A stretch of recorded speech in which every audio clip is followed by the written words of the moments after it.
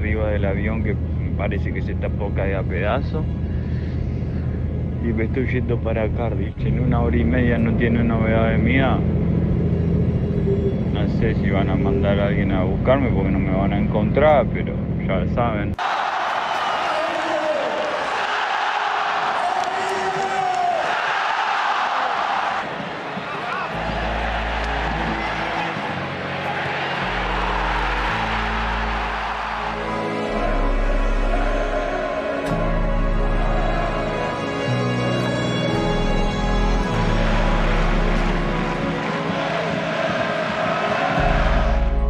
Longtemps espéré comme rescapé par sa famille, tous ses proches et les fans du foot du monde entier, Emiliano Sala et le pilote qui l'accompagnait vers Cardiff se sont éteints dans des conditions dramatiques ce 21 janvier 2019. Vous n'avez pas pu passer à côté de cette histoire et de cet homme que tout le monde admirait pour sa combativité, son dévouement et ses qualités humaines.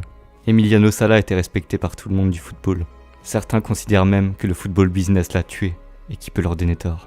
Laissez-moi vous raconter toutes les zones d'ombre de cette histoire et revenir sur les traces d'un homme respectable et admiré, écrasé par les vices du monde du football.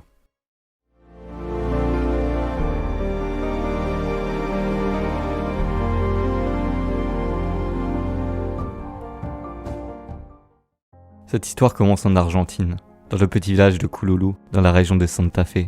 En ce 31 octobre 1990, naît un certain Emiliano Sala.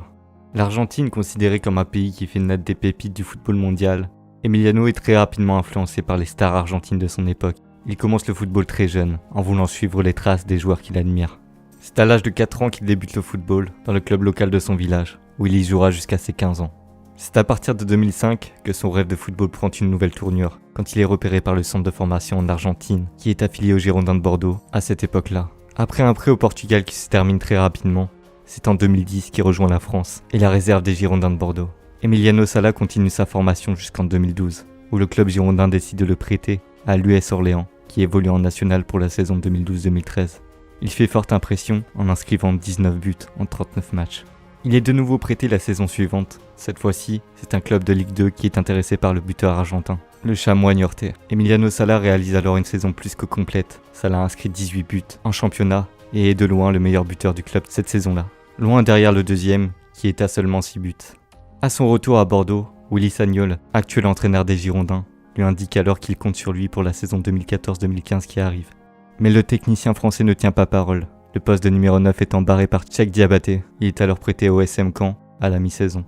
Il rejoint le stade Malherbe de Caen plein d'espoir et de revanche. Il a envie de jouer, de marquer et de prouver à toute la France qu'il est un serial buteur, et il ne tardera pas à le faire. Emiliano Sala ouvre son compteur pour sa première titularisation avec Caen et inscrit son premier but sur le maillot normand contre le Paris Saint-Germain. Un match qui finira sur le score de 2-2, une vraie performance pour le club normand, accompagné de son nouveau talent argentin. Une semaine plus tard, le SM Caen reçoit le RC Lens à domicile. L'Argentin éblouira de son talent dans ce match incroyable auquel j'ai pu assister à l'époque. Il inscrit un doublé, dont un but magnifique dans un stade en admiration devant la combativité et la puissance de ce joueur que quasiment personne ne connaît vraiment. Le SM Caen l'emportera 4-1, Emiliano Sala terminera homme du match. Malheureusement, après un nouveau but contre l'Olympique de Marseille la semaine suivante, Emiliano Sala perdra sa dynamique et ne trouvera plus qu'à une seule reprise le chemin défilé. Il ne sera titulaire que 4 fois dans les 10 dernières rencontres de la saison. Malgré ça, l'élite du football français a enfin pu poser les yeux sur ce joueur admirable de combativité et de détermination. Et sa prestation n'échappera pas à l'un des clubs les plus mythiques de France.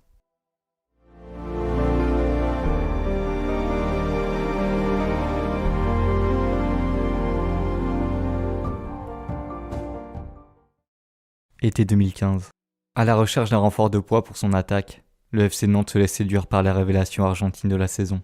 Michel Derzakarian est alors entraîneur des Canaries.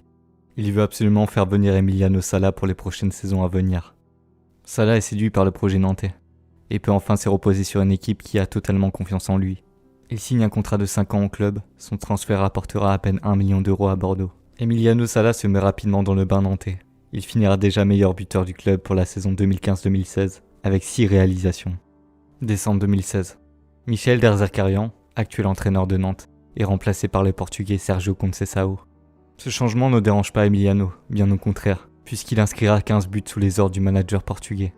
Pour la saison 2017-2018, Valdemar Kita, président du FC Nantes depuis 2007, fait un énorme coup en réussissant à faire venir Claudio Ranieri, champion de première ligue la saison passée avec Leicester. L'entraîneur italien a une confiance aveugle en Salah. L'attaquant argentin jouera quasiment tous les matchs en tant que titulaire indiscutable. Après une bonne partie de première saison, il finira difficilement en restant bloqué à 12 buts marqués avec les Canaries, saison 2018-2019. Cette saison est capitale pour la suite de la carrière et de la vie d'Emiliano Sala. On est en début de saison, en plein mercato estival 2018. Sala est sur le départ, il ne rentre plus dans les plans du nouvel entraîneur Miguel Cardoso. Vous vous demandez peut-être pourquoi autant d'entraîneurs s'enchaînent dans ce club. En effet, beaucoup de supporters se plaignent de la gestion de leur président, Valdemar Kita. Depuis son arrivée au club en 2007, 19 entraîneurs se sont enchaînés, ce qui fait une moyenne de plus d'un entraîneur par saison.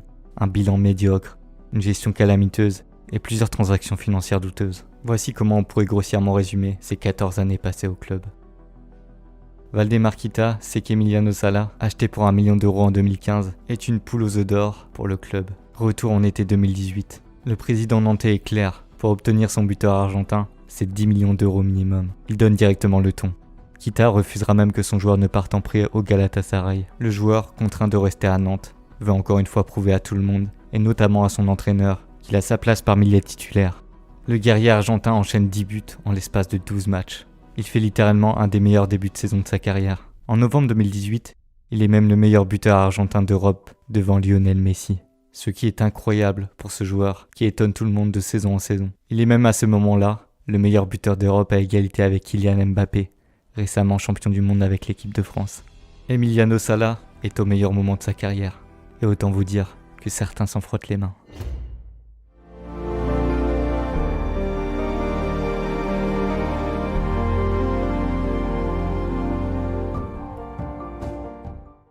Décembre 2018, le mercato hivernal arrive et les convoitises s'aiguisent, venant de l'Europe entière pour le joyau des Canaries. Valdemar Kita est cette fois disposé à laisser partir Emiliano, à condition que les acheteurs y mettent le prix. Quand Cardiff City, 17ème de Première Ligue à cette époque de l'année, fait une offre d'environ 17 millions d'euros, le président du FC Nantes se frotte les mains. Il est sur le point d'enfin pouvoir valoriser sa poule aux œufs d'or au prix fort. Pour Sala, le projet sportif d'une équipe à la peine en Première Ligue n'est pas des plus attractifs, mais il verra son salaire multiplié par 7. Emiliano se montre réticent et son agent le pousse à rester au moins jusqu'au mercato estival. Mais la pression du président Kita finit par le faire céder. Le transfert est officialisé le 19 janvier 2019. Bienvenue au club, Emiliano. Vous venez de signer le contrat et vous êtes devenu enfin Bluebird. Quels sont vos sentiments? Je suis très content d'être ici avec vous. Et ça me fait énormément plaisir et j'ai hâte de commencer les entraînements, de retrouver mes nouveaux coéquipiers et se mettre au travail. Après la visite médicale et la signature de son contrat au Pays de Galles, il revient dans l'ouest de la France pour pouvoir voir une dernière fois ses anciens coéquipiers. Mais l'Argentin sait que dans quelques semaines, il jouera dans l'un des meilleurs championnats du monde. La consécration absolue après tant d'années de combats et de sacrifices. Il confie à son ami Nicolas Palois, défenseur du FC Nantes, que le vol aller ne s'est pas très bien passé en raison des turbulences. Emiliano a un mauvais pressentiment. L'avion doit le ramener vers l'Angleterre, au-dessus d'une manche agitée. C'est le pilote privé David Andrew Ibbotson qui l'accompagnera.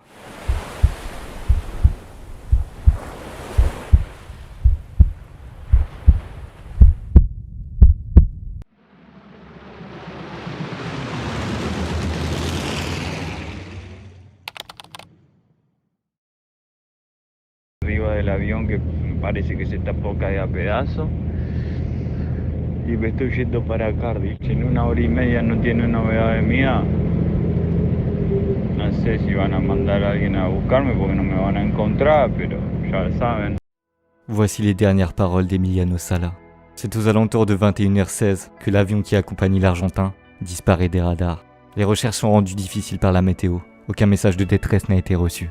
Les heures qui suivent voit le monde du football retenir son souffle dans une attente angoissante. Tant que l'avion n'aura pas été retrouvé, l'espoir demeurera. Mais dans les eaux troublées, agitées par des courants de 15 km/h, l'espoir de retrouver un survivant est quasi nul. Et les autorités décident après plusieurs jours de mettre un terme aux recherches. Cela entraînera un mouvement d'une ampleur inouïe pour leur reprise. Grâce à des dizaines de milliers de dons, l'avion sera retrouvé le 3 février. Le corps d'Emiliano Sala le sera également. Il sera identifié par sa famille, totalement meurtri par la perte de ce qu'ils avaient de plus cher.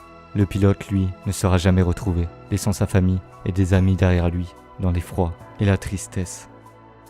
30 janvier 2019, La Beaujoire, Nantes. 9 jours après la disparition d'Emiliano, le club nantais et ses supporters lui rendent un hommage bouleversant. À l'aube de son rêve, le guerrier nous a quittés. Les larmes coulent, le monde du foot ne peut oublier. Le canari de la Jaunelière s'est envolé trop tôt, laissant derrière lui une femme, une famille et tous les fans du foot du monde entier en pleurs. Nul doute que son sourire continuera de briller tout là-haut.